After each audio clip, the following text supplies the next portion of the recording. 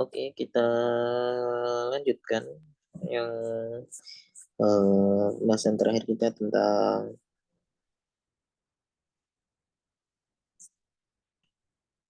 making gravitational waves ya.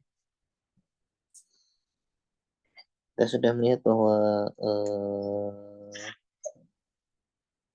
gelombang gravitasi itu atau linearized Einstein equation digambarkan oleh persamaan ini bisa menggunakannya untuk mempelajari gravitational waves. Dan kita sudah terakhir membuktikan persamaan yang ini.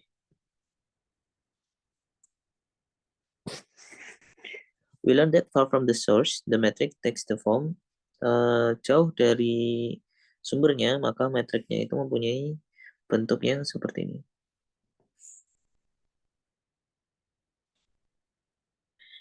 Hij bar x, t approximately 2g on r, I double dot ig t minus r. This is the physics that we want. If we check the metric distribution in some way, then once the signal has had time to propagate, this will affect the metric. Jika kita mengocok atau menggetarkan materi, maka sinyalnya akan mempunyai atau membutuhkan waktu untuk bergerak, dan ini akan merubah metrik ruang waktunya. Because the equations are linear, if the metric shakes at some frequency omega, the spacetime will respond by creating waves at parametrically same frequency.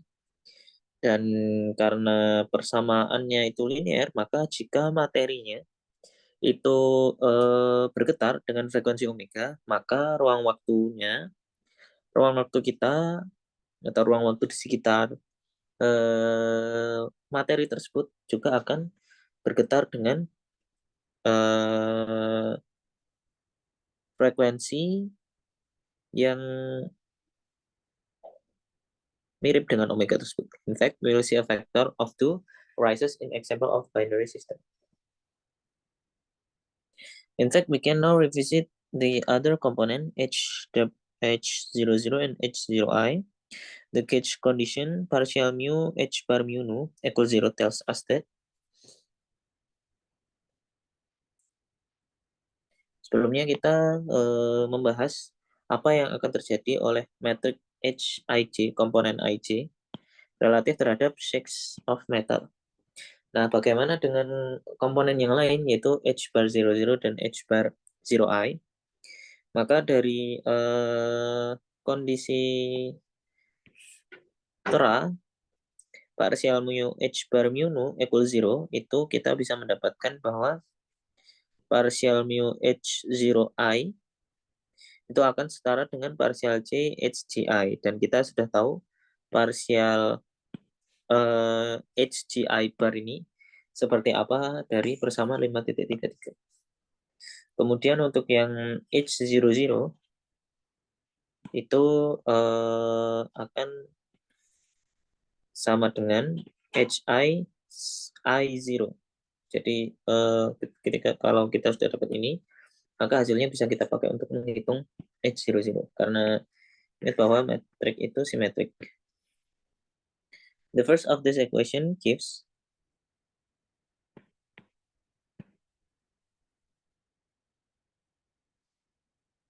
tinggal kita masukkan aja ya, HGI itu pakai persamaan 5.33, maka dia jadi 2G on R, I double dot IJ, T minus A. Dan ini akan sama dengan, tinggal kita pakai aturan Leibniz ya. R-nya kita turunkan jadi ini. Kemudian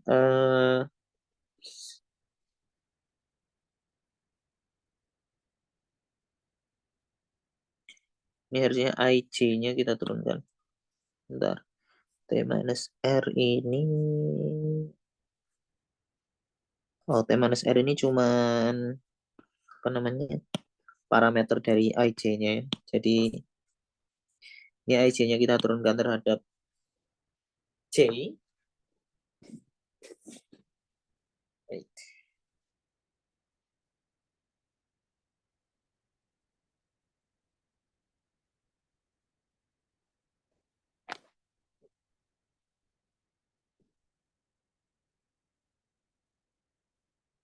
Oh, kita turunkan terhadap R ya, karena sebenarnya R dan T ini karena kita eh, karena ini parameternya ini bergantung dengan R juga, maka ini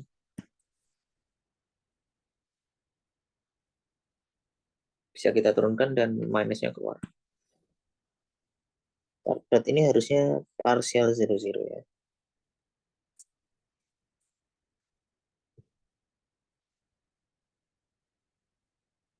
Oh, ini. Where we have used the fact that partial JR equal XJR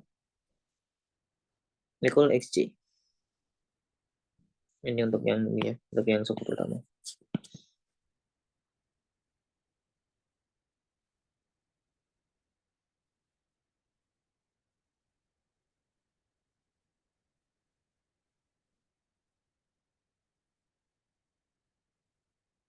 Which of these two terms, 5.34, is bigger as we get further from the source?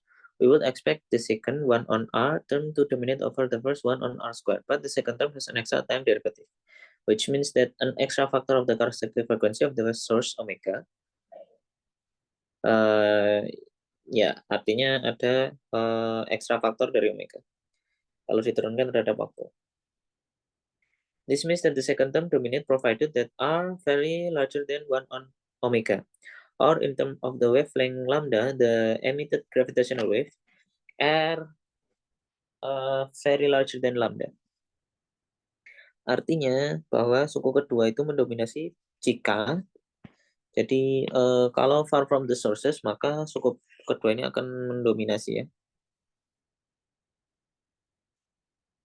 Tetapi kita ingat bahwa I-nya ini triple dot sehingga ada tambahan omega. Nah, artinya second term-nya ini akan mendominasi jika R-nya ini sangat lebih besar dari 1/omega. Atau R-nya ini sangat lebih besar dari lambda. This known as the far field zone or sometimes the radiation zone. Kalau ini berlaku, maka ini disebut dengan far field zone. Atau radiation zone. In this regime, we have H0I bar itu approximately 2G on R X hat J I J double dot T minus R.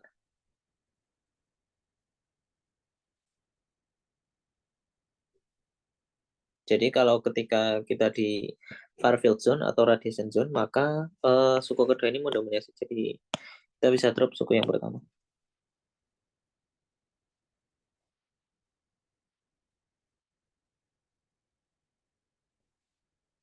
Where we have integrated 5.34.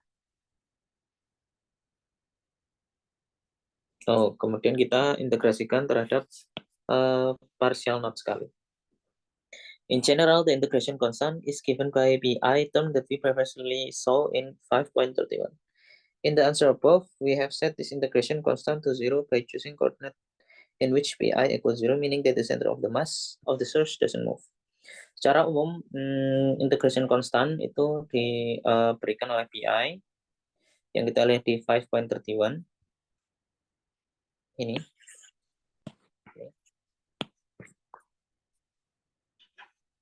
In the answer above, we have set this integration constant by 0. Artinya, the center of the mass doesn't move.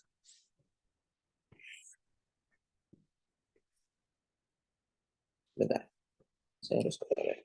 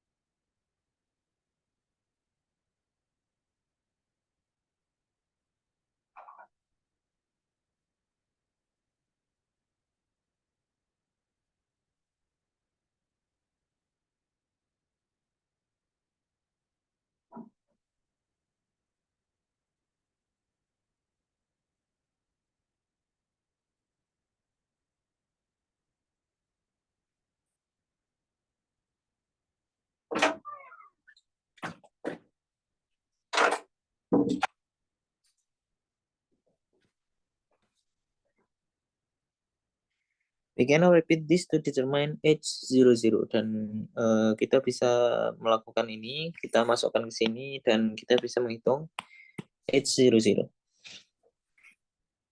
The same argument means that the discarded one term and retain, dan dengan argumen yang sama kita ambil ini. Kalau di sini kita nggak bisa ambil E-nya sama dengan 0 ya, karena nanti ya energinya nggak ada. Kalau yang tadi kita bisa ambil P-nya sama dengan 0 atau momentumnya sama dengan 0. Artinya kita ada di center of the mass atau center of the mass of the source doesn't move. If we try to compute this I double dot terms in the H00 and H0I directly from 5.27, we will have to go to higher order in the expansion. Jika kita ingin retain, jika kita ingin menghitung I double dot dalam H00 dan H01 secara langsung dari 5.27.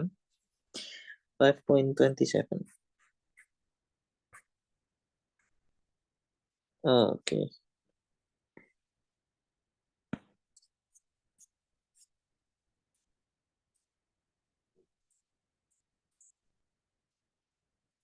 Maka kita harus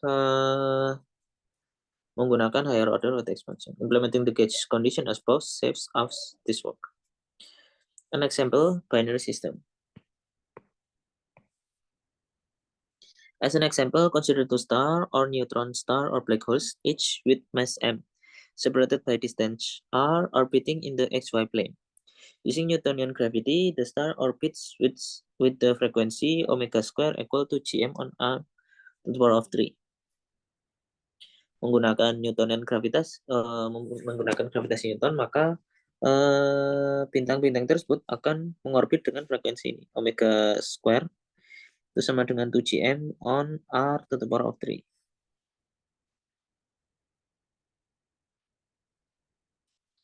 If we treat the stars as point particles, then the energy density is simply a product of delta function. Jika kita menganggap bintang tersebut adalah partikel titik, maka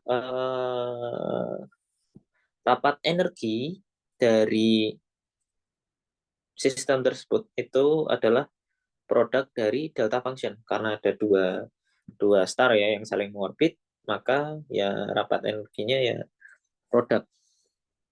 Jadi T00-nya adalah seperti ini.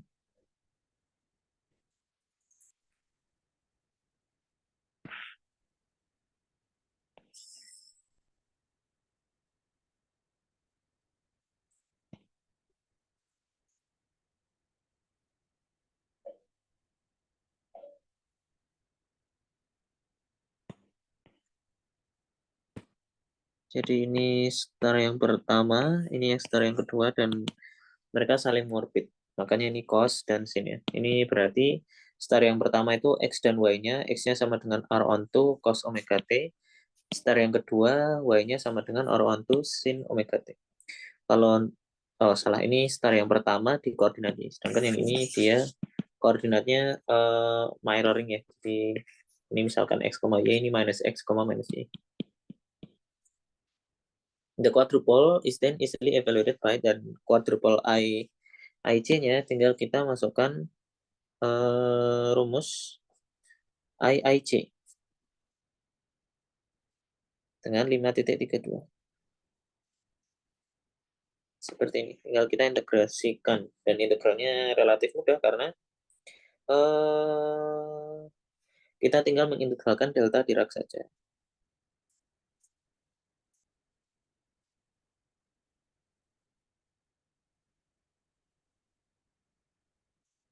Coba kita integralkan satu suku aja. Misalkan kita mau menghitung bagian yang sini, yaitu I11 atau XX. Jadi integral D3X D00 XI XJ.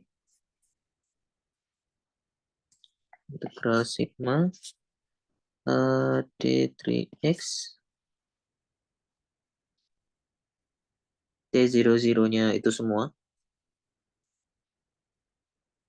saya nggak mau nulis. Xi, Xj.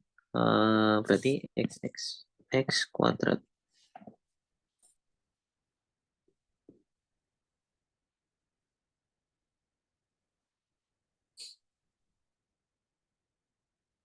Dan kalau kita masukkan di sini yang akan survive itu hanyalah bagian yang X ya. Kenapa? Karena nanti ini diintegralkannya terhadap X. Maksudnya di sini yang ada X-nya. Misalkan ini sebenarnya kalau kita expand kan dia jadi integral dx, dy, dz ya. Dan T00 ini misalkan kita integralkan terhadap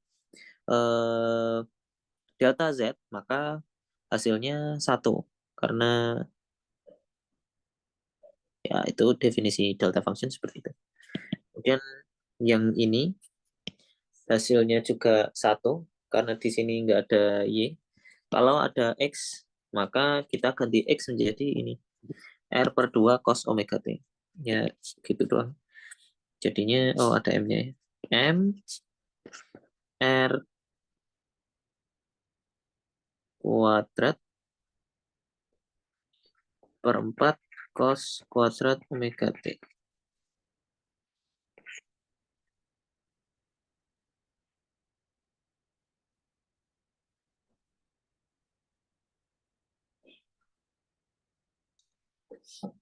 Harusnya kuadrat. Harusnya 4. Kenapa dia 2 aja? Kita lihat lagi. 5.32.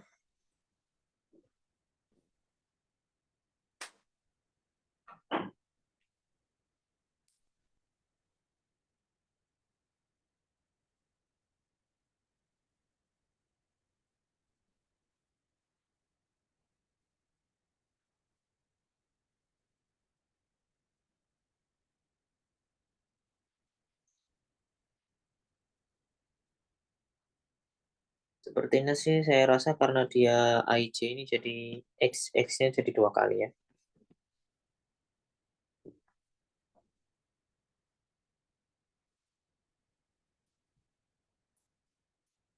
Tapi how can we read from the equation?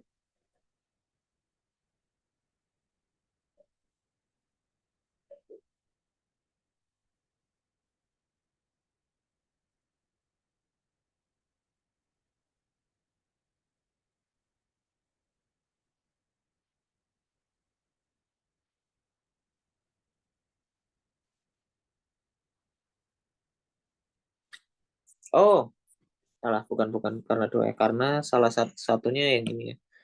Ini juga kita integralkan, nanti hasilnya 2 kali. Bukan karena dia simetrik, tapi karena saya tadi belum menambahkan yang suku ini juga. Dan hasilnya untuk yang ini. Dan suku yang lainnya mirip. Dan karena dia point mesh, jadi lumayan mudah. The resulting metric perturbation is then, ini kesini tinggal pakai identitas trigonometri ya, tidak terlalu rumit. Kemudian kalau kita sudah mempunyai IIJ, H bar IJ-nya itu bisa kita hitung menggunakan persamaan ini. Sama 5.33. Jadi IIJ-nya tadi kita turunkan 2 kali dan tinggal masukkan rumus. Using 5.33. Where T rate is equal T minus R. It's the retarded time. This gravitational wave propagates out more or less radially. Oke. Dan gelombang gravitasi ini dia menjalar secara radial ya. If we look along the z-axis, then the waves takes the same form as the plane wave 5.22 that we saw previously. Jika kita move look along the z-axis, maka wave-nya itu akan terlihat sama seperti plane wave 5.22 yang H plus dan X itu ya.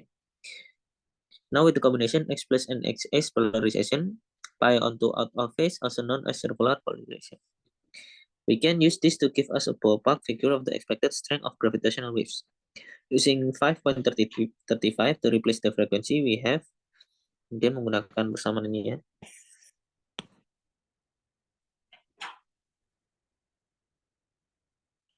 Jadi omeganya kita ganti dengan 2gm on R3 karena kita bisa mendapatkan omeganya dari Newtonian gravity. Clearly, the signal is largest for large masses M. Jadi kalau masanya besar ya sinyalnya besar juga. HIJ ini kan dia perpindahan space-time yang bisa kita hitung menggunakan informator. Orbiting as close as possible, so R is small. The densest object are black holes whose size is given by the Schwarzschild radius. Sinyalnya paling besar untuk M, dan kalau R-nya kecil maka HIJ-nya ini besar.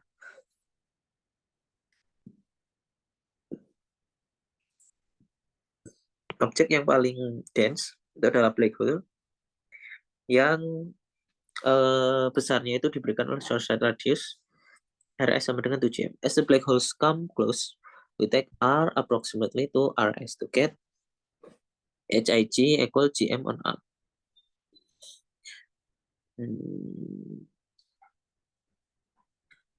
Jadi RS-nya kita ganti dengan 2GM ya. Di sini R-nya RS. Ntar R besar di situ apa maknanya? Oh ini, separated by distance R.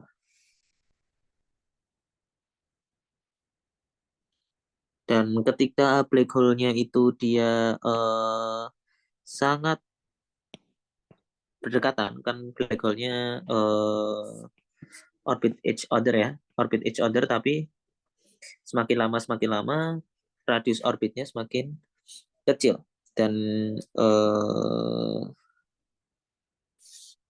the closest orbit is RS gitu, yaitu radius dari black hole-nya itu sendiri. Sehingga HIG paling besar itu adalah ketika mereka hampir bersentuhan. A black hole weighing a few solar masses has Schwarzschild radius 10 km. Now it's a question of how far away these black holes are. If two such black holes were orbiting inside the Andromeda galaxy, which at 2.5 million light year has a little r equal 10 to the power of 18, ini jaraknya little r. We would get h proportional to 10 atau approximately 10 to the power of minus 17. At a distance of a billion light years, we are looking at h to approximately 10 to the power of minus 20. These are small numbers. Nonetheless, as we mentioned previously, this is the sensitivity that has been achieved by the gravitational wave detector. Jadi tahun 2015 kemarin, atau tahun 2016 itu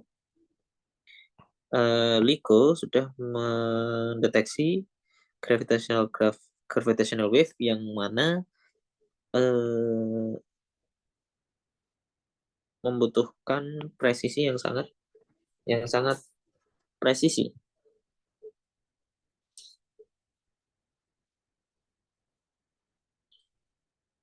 Yang sebetulnya kemarin kita lihat ya, berapakah delta L yang diakibatkan oleh yang diakibatkan oleh H. Ini.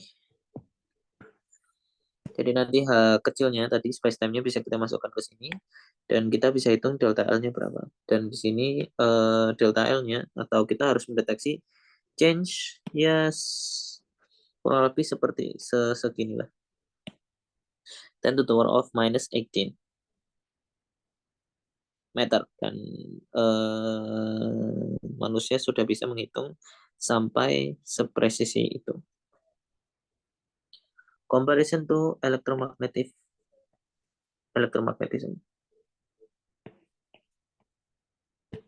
For both electromagnetic and gravitational waves, there is a multiple expansion that determines the long distance wave behavior in terms of source. Full detail of the calculation in Maxwell theory can be found in the lecture on electromagnetism. In electromagnetism, the multiples of the charge distribution rho x are the charge Q equal integral sigma d3x rho x. The dipole P equal integral sigma d3x rho xx. The quadrupole ini di elektromagnetisme and so on. Jadi ini charge, kemudian dipole, kemudian quadrupole. Charge conservation tells us that Q dot equals 0. The total charge cannot change, which means that there is no monopole contribution to electromagnetic waves. Instead, the leading order contribution comes from dipole. Dan leading ordernya itu berasal dari dipole.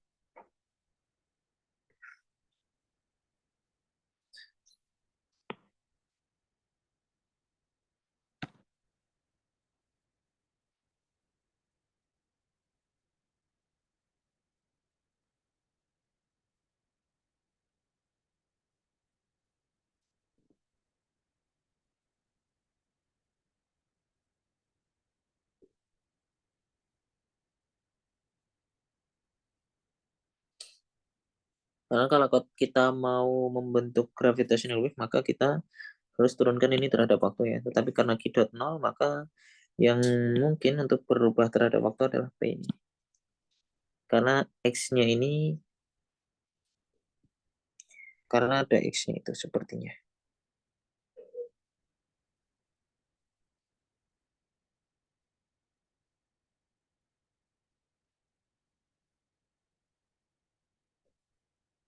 Kita lihat bagian sini.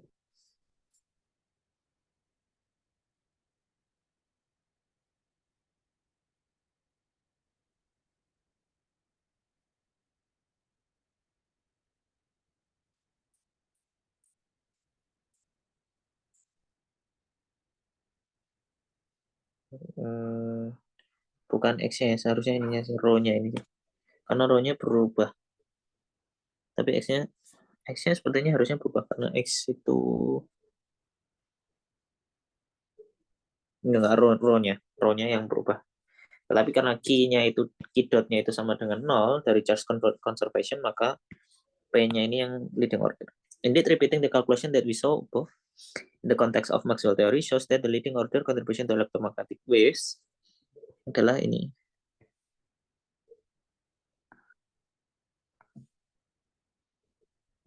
We can compare this to the situation of gravity. The multiples of the energy distribution T00 are the total energy. Dan the dipole which for energy is related to center of mass distribution X equal 1 on E D3X T00X. Wait.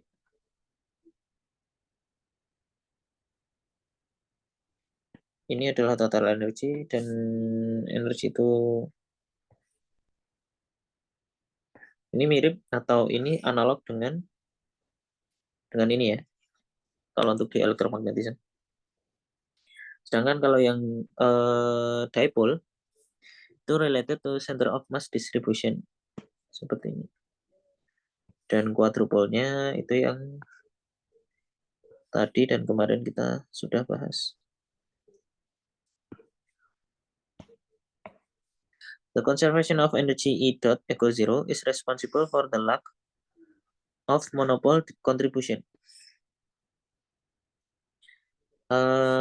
Conservation energy E dot equals 0 itu dia bertanggung jawab atas kurangnya kontribusi monopol dari gravitational radiation. But as we saw above, in contrast to electromagnetism, the dipole contribution also vanishes. Nah, bedanya kalau di gravitational wave itu yang paling atau kontribusi yang paling leading order itu adalah quadrupole. Sedangkan kalau di electromagnetic waves itu contribution yang paling dominan atau yang paling leading order itu adalah yang dipole. These two can be traced to conservation law. We have ini E x dot equal ini tinggal masukin X rumusnya ini, kemudian kita turunkan, kalikan I, ini coret, turunannya masuk ke sini. T00. Kemudian dari sini ke sini ini pakai partial mu T 0 mu equal 0.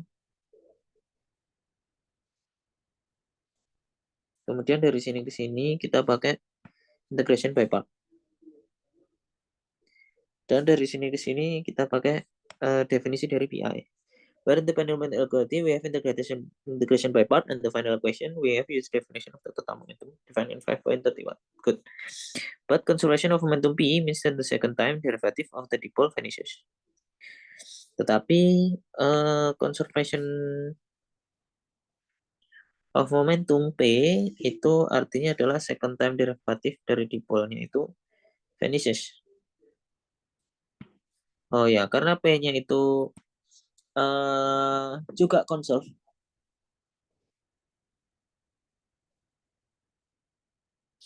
maka X double dot-nya itu juga 0, karena P-nya itu 0. This is the physical reason that there is no gravitational dipole. It would violate the conservation of momentum. Makanya tidak ada gravitational dipole karena itu akan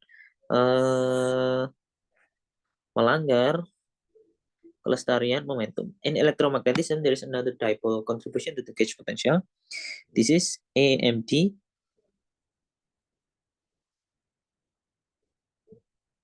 communal on pi 4 pi r x hat cross m dot t minus r, where the magnetic dipole m is defined by that. In our gravity, the energy system comes from the Tij dot in the expansion 5.39. The analog of the magnetic dipole in gravity is, dan analog dari magnetic dipole itu adalah seperti ini. Jadi di elektromagnetisme selain ada electric dipole juga ada magnetic dipole. Dan magnetic dipole-nya itu didefinisikan seperti ini.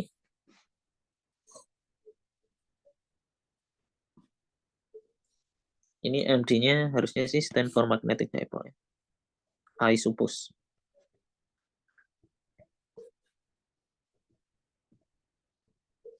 But this is again something familiar. It is the angular momentum of the system. Ini adalah angular momentum.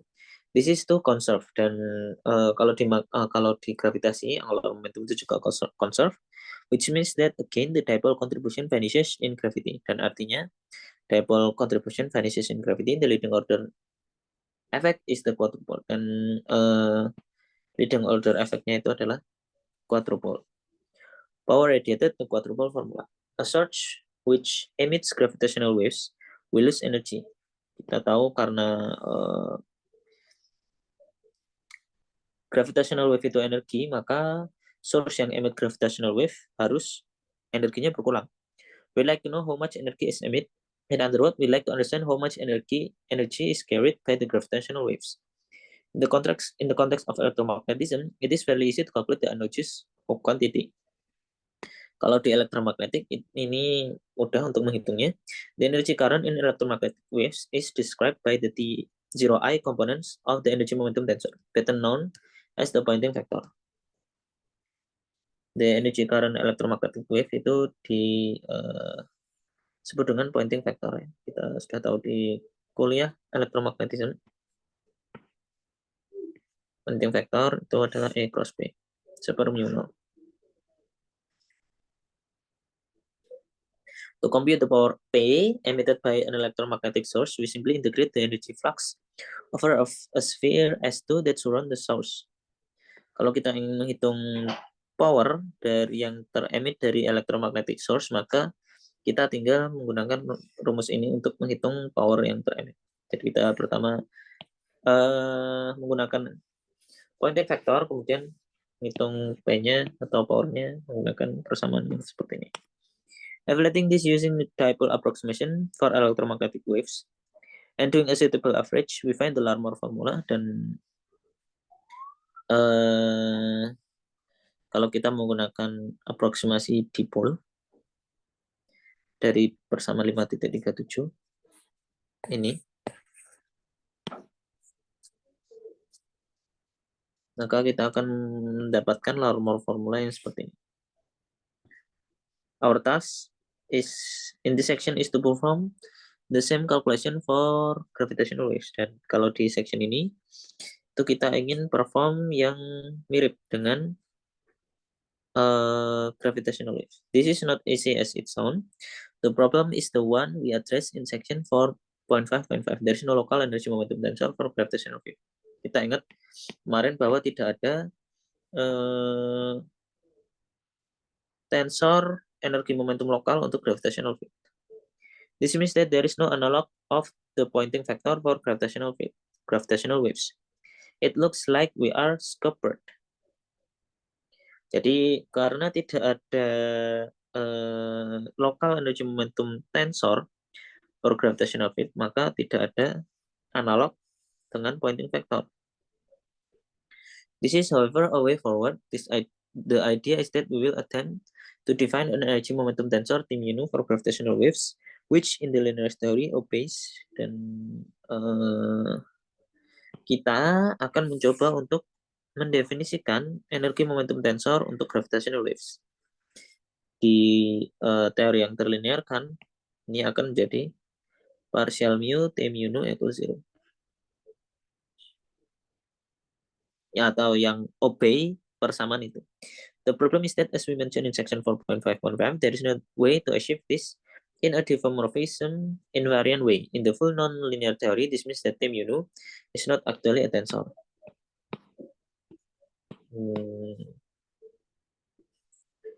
T mu nu is not actually tensor. In our linearized theory, it means that T mu nu will not be invariant under the gauge transformation 5.10. Nonetheless, we will first define an appropriate T mu nu and then worry about the lack of gauge invariant data. A quick and direct approach to first Pauli action.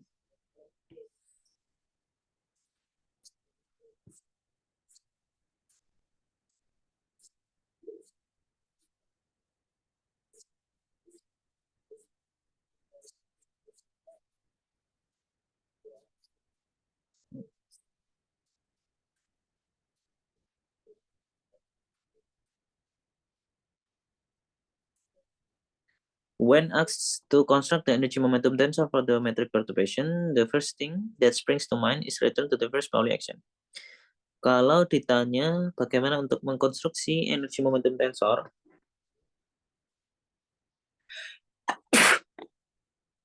untuk perturbation metrik yang kecil, maka hal yang pertama muncul itu adalah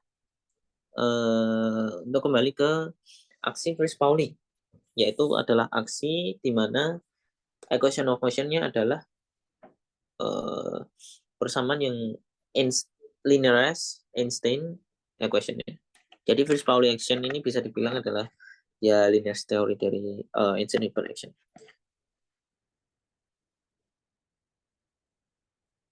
In a nutshell. Tapi dia ambil second order yang agar nanti ketika diturunkan dia bisa dapat yang linearized equation of motion. Field as the action describing a spin to field propagating in Minkowski space, we can then treat it as any other classical field theory and compute the energy momentum tensor in the usual ways. For example, if we work in transverse traceless gauge with h equals 0 and partial mu h mu equals 0, then after an integration by part, the first Pauli action becomes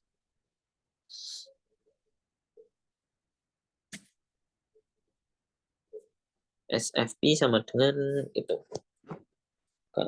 Jadi jika kita bekerja di transverse traceless gauge dengan h equal 0 dan partial mu h mu equal 0, maka setelah integration by part, first Pauli equation nanti akan jadi seperti ini.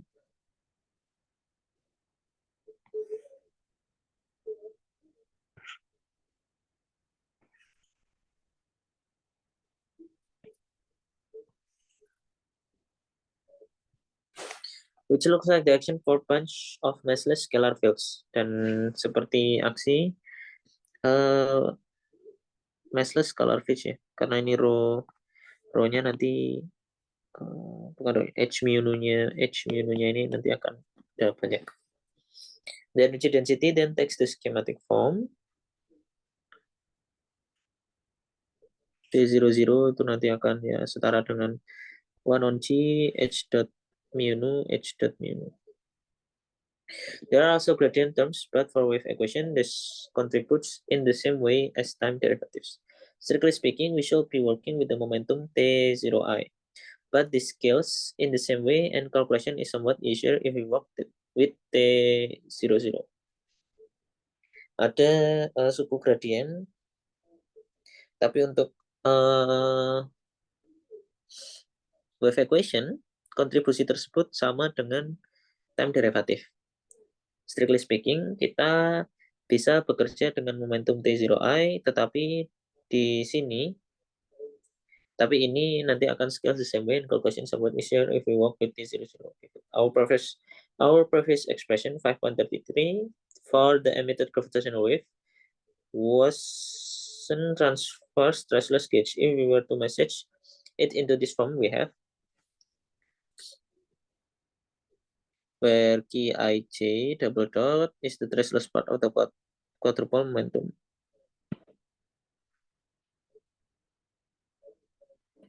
Jadi kalau ingat ada H00 bar, bukan H00, ada H bar dan ada H tanpa bar. Yang kita asli adalah H tanpa bar ya. Sehingga kalau mau kita cari itu maka kita harus pakai persamaan ini untuk menghitung traceless part of the quadruple moment. Putting this together suggests that the energy density carried in gravitational waves is schematically of the form T00 itu nanti akan setara dengan ini.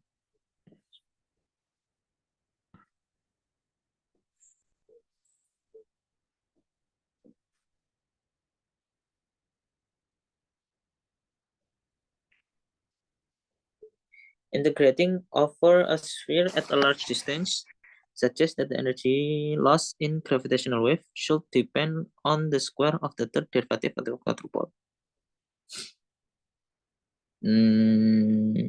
Kalau kita mengintegrasikan ini over a sphere, maka energy loss in gravitational wave itu hanya bergantung dengan square of the third derivative ini of the quadrupole.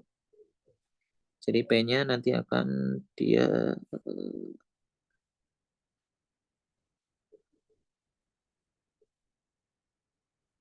proportional to that. It turns out that this indeed correct. A better treatment gives, dan P-nya nanti adalah ini.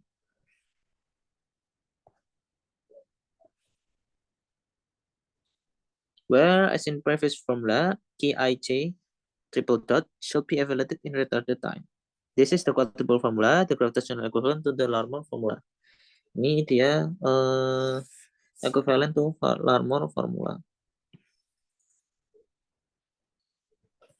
Before the direct detection of gravitational waves, the quadruple formula gives us the best observational evidence of their existence. The Huis-Taylor pulsar is a binary neutron star system discovered in 1974. One of these neutron stars is a pulsar.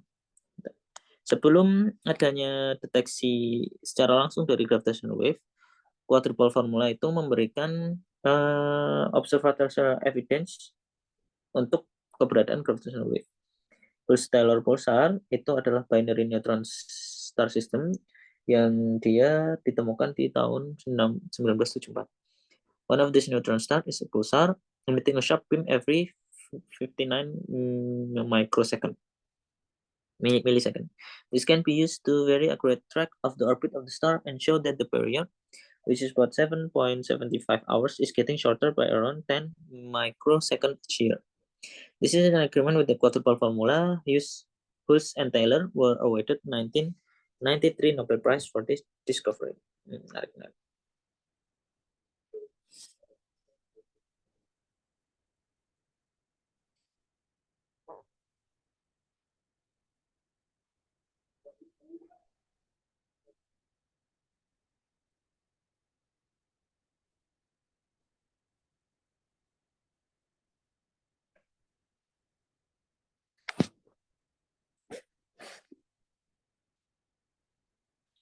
Ya, tinggal dikit ya, tapi I think we'll cut here. kita sudah belajar melanjutkan tentang bagaimana cara menghitung dan contoh cara menghitung quadruple dan metrik dari suatu sistem binary star. Tinggal kita definisikan saja energi tensor energinya yang bagian T00 seperti apa. Dan tinggal menggunakan persamaan quadruple kita bisa menghitung dan kita bisa menghitung HIG-nya. Dan dari HIG nanti kita bisa menghitung seberapa pergetaran dari interferometernya atau perubahan dari interferometernya. Dan kita analog dengan elektromagnetik.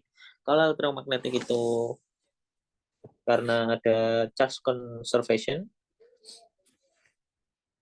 maka yang pertama kali atau yang leading order itu adalah dipole. Tetapi kalau di gravitasi, energi kita punya energi conservation dan momentum conservation yang menghambat kita menggunakan dipole, sehingga yang paling leading order adalah quadrupole. Begitu juga dengan magnetic dipole. Di elektromagnetik ada magnetic dipole, tetapi kalau di gravitasi ada juga yang analog, tetapi karena angular momentum system itu conserve, maka atau dipole di gravity ini vanish juga, sehingga leading ordernya itu adalah quadrupole. Berbeda kalau di sini nggak ada suku arus gitu ya, arus listrik.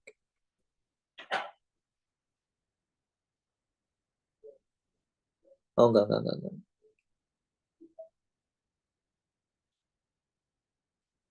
Ya arus itu kan juga Q juga ya. Jadi di sini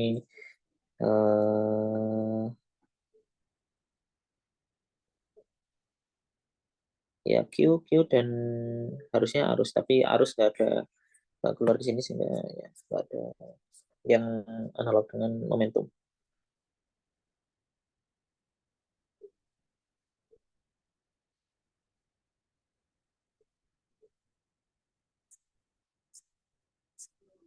Kemudian ada juga kita membahas ini P, yaitu power dari gravitational wave. Bisa kita hitung menggunakan atau bisa kita aproksimasi menggunakan ini. Dan Larmor formula yang dianalog dengan elektromagnetik atau Larmor formula di gravitasi itu bisa kita hitung dengan persamaan 5.39. Dengan Q adalah traceless part of the quadrupole moment, bisa kita hitung menggunakan persamaan ini.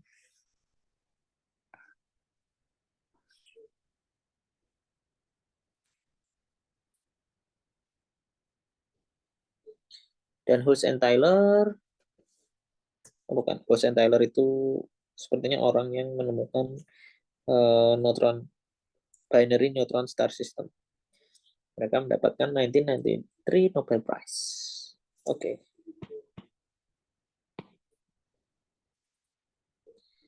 Ya, bisa kita akan lanjutkan di pembahasan lebih lanjut tentang ini.